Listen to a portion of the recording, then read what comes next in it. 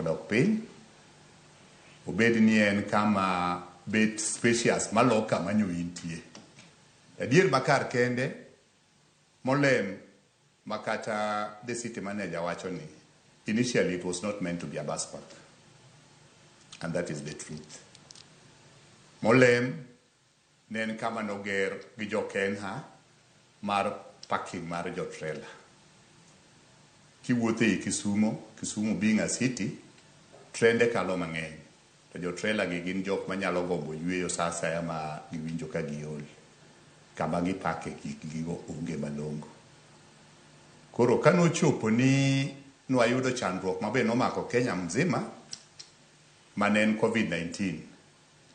Mane kama ne paro bete, mano chopo ne the then city manager manen Madam Ombara, ne wanyalo tiyo gi that place mondo wapoge mtokni, mondo dhungruok ma ji dhungre kamoro achiel cha odoge piny.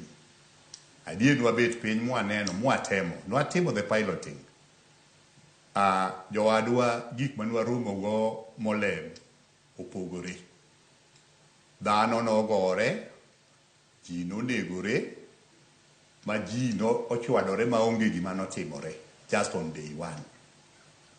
Mana nikech structures nokoket maber, mwawuoyo piny, mwabet piny gi johala, mwabet piny gi the community ma bende bus park no, the so-called bus park ogere, mondo ji oneni to ere kaka wadhi tiyo kodgi nikech gibe gineno ni mwandu ni e gwenge. Okelnegi gold. Koro sama okelnegi mwandu gito gi benefit nang'o. Wan kaka weg matatu ung'eyo the investment ma wan go. Matatu ma cheap mogik sani dhi 4 million. Adier makende kidwa kawo 4 million tidhi go kacha titoyo tiwang'o surely. Mano be koro wan johala ok donji. Omiyo wan gima wakwayo. Wan gadier ni Kisumu wadwa noendelea makalo ka. And we are happy makata kwa wuotho oko ka, an kaka jakom mar Kisumu County, kawinjo kiwacho ni Kisumu is the most cleanest town, city I mean, within almost East Africa. Rwanda ingo wa mamatin, mana ne proper organization ma samoro gik ma watemo timogi. Kwadek chopo kata makuro. Gima wakwayo ni bet pi to wago mbaka to wawinjore. Ni sami idhika nikech kama.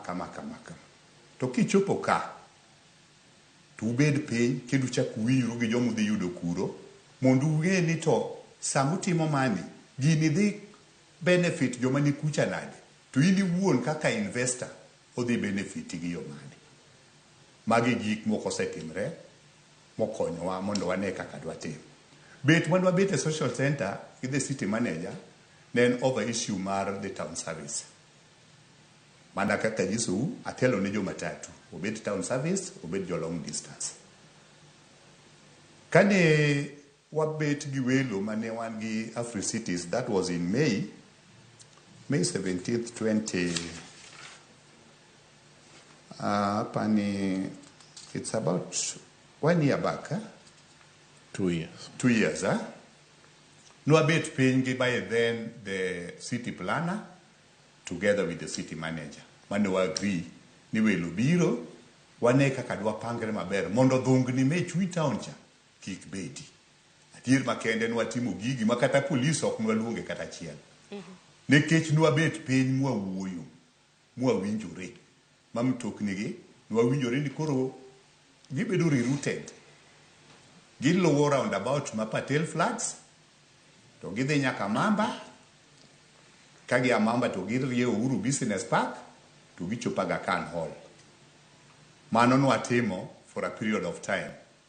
Tadier makar kende kane wasetimo mano, nwayudo the disadvantages mane nitie.